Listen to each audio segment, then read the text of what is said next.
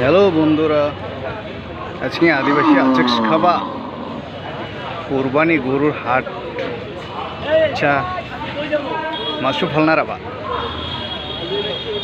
বিনি মাসুku biya bachkenna watgen bachkenna falgen হ্যাঁ ওয়া কিছুক্ষণ বিমুং লগে আছি আগান গেন বিমুং গল্প গেন হাইবো আছেন খানা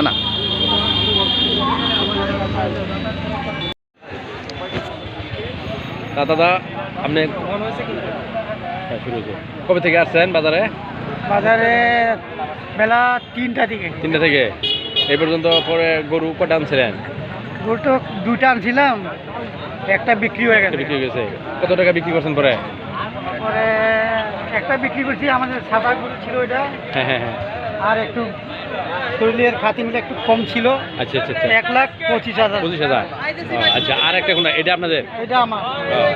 এটা আপনারা কত দাম করতেছেন, আশা করতেছেন? চাইছি 1,50,000। 1,50,000। আর এই পর্যন্ত কাস্টমাররা কত টাকা পর্যন্ত বলছে? কাস্টমার 30 পর্যন্ত বলা হয়েছে। 1,30,000 দেন নাই? গতকালকে 30 ছিল, আজকে দাম কমে গেছে। আচ্ছা, 30 হলে এখন ছেড়ে দিবেন। আচ্ছা, তো গরু তো আমরা দেখতেছি খুব সুন্দর গরু, এটা ভালো গরু, হ্যাঁ ষাঁড় গরু এবং কি খুব সুন্দর গরু, একদম ফ্রেশ। হ্যাঁ, আপনারা নিজেরাই লালন পালন করছেন ঘরোয়া ভাবে, তাই না? জি।